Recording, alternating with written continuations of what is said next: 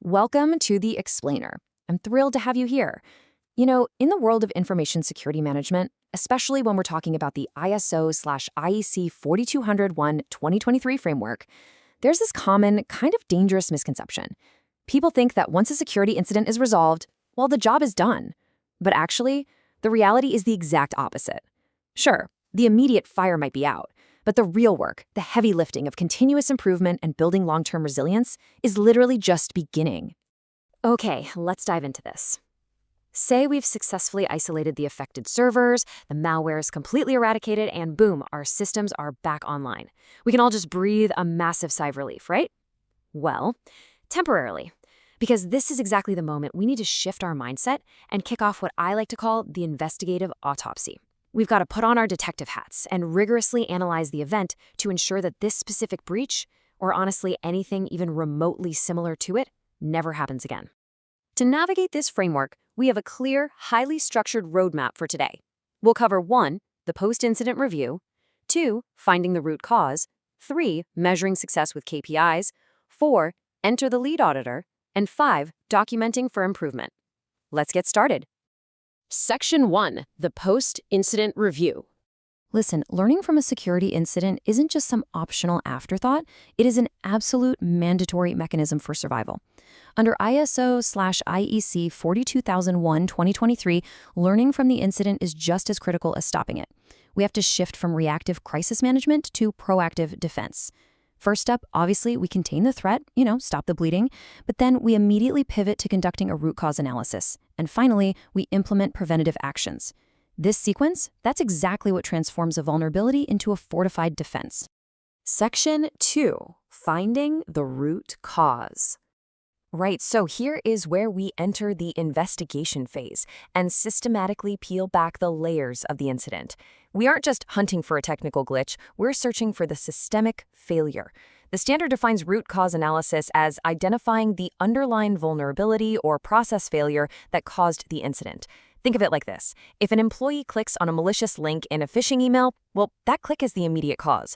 But the root cause? That might actually be a massive failure in the email filtering system, or maybe an outdated training policy that completely missed emerging phishing tactics. We've got to find and fix that deeper issue. Now, what's really interesting here is that ISO actually highlights very specific structured tools for this meticulous investigation. So you aren't just guessing, right? You're using cause and effect or fishbone diagrams to visually map out contributing factors. You're using 5 whys analysis sheets to drill down layer by layer through the symptoms until you hit the rock-solid foundation of the problem. And finally, closure verification reports ensure that the root cause we identified was actually definitively addressed. Section 3, measuring success with KPIs. Okay, so we fixed the server, but how do we know a response was actually fast enough? Our first critical key performance indicator is incident response time. This is the exact time taken to detect, classify, and respond to an incident, and speed is absolutely essential here. The faster you detect an anomaly, like say a sudden weird spike in network traffic, the faster you can contain it.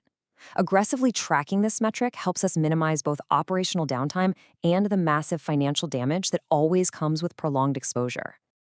Next up, we have incident recovery time. And notice how we're differentiating this from response time. Response is all about stopping the attack. Recovery is about getting the business back online securely. It measures how long it takes to restore systems from clean backups, verify the integrity of that restored information, and get back to normal operations without reinfecting the whole network. And then we hit the incident recurrence rate.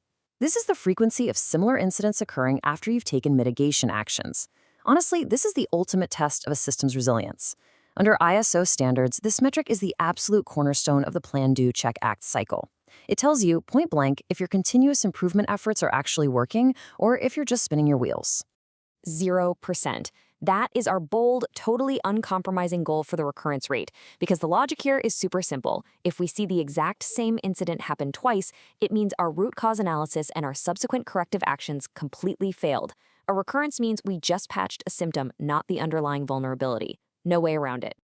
And this brilliantly illustrates the power of applying those hard-won lessons. When an organization actively updates its detection tools and refines its response procedures based on a solid post-incident review, we see a dramatic drop in incident response times for future events. The numbers clearly show that an organization that genuinely learns from its incidents becomes significantly faster and way harder to breach. Section 4. Enter the lead auditor. So, who actually verifies that all of this self-improvement aligns with international standards? That's the lead auditor. Here, we shift perspective from the internal IT team to an objective external inspector. They rapidly review our incident policies for ISO/IEC 2023 alignment. They verify that incidents were detected promptly. They rigorously evaluate the response and recovery actions, and crucially, they assess the post-incident reviews themselves. They are there to ensure the investigation was sound and that those KPIs we just talked about are authentic and backed by real evidence. I absolutely love this quote from the study text. The lead auditor helps ensure that the organization's incident management system is effective, compliant, and continuously evolving. It's so true. Auditors aren't just sitting there looking for faults or handing out demerits. They are literally champions of organizational evolution. Their objective insights help an organization build a much stronger, more resilient approach to managing risks. Section 5. Documenting for improvement. Documentation is our archive. It's how we cement lessons directly into the organization's DNA for future teams. So the crucial point here is vividly contrasting these two paths. Corrective action is fixing the immediate existing issue, like patching the specific server that was compromised. Preventive action, on the other hand, is updating the entire information security management system to stop future occurrences, like completely overhauling your global access policy. ISO/IEC 42001-2023 demands both, and it demands that both are meticulously documented. Because let's be real, a documented plan to improve is just a wish list if it lacks structure. Under ISO compliance, corrective action proposals must explicitly include a documented root cause analysis, the specific actions to be taken, the responsible parties assigned to execute them, and a clear timeline for completion. This rigid structure guarantees accountability. It ensures that crucial improvements don't just get lost in the day-to-day shuffle. Which brings everything beautifully back to the Plan, Do, Check, Act cycle, the PDCA. This is the continuous improvement loop that serves as the bedrock of ISO/ISC 42001-2023. You plan your security, you do the implementation, you check the results through KPIs and auditor reviews, and then you act on what you've learned. It's a perfect loop where today's post-incident review literally becomes tomorrow's preparation. So I want to leave you with this final, somewhat provocative thought. Look closely at your own systems and ask yourself, is your organization truly learning from its incidents, or are you just patching servers and waiting for the next breach?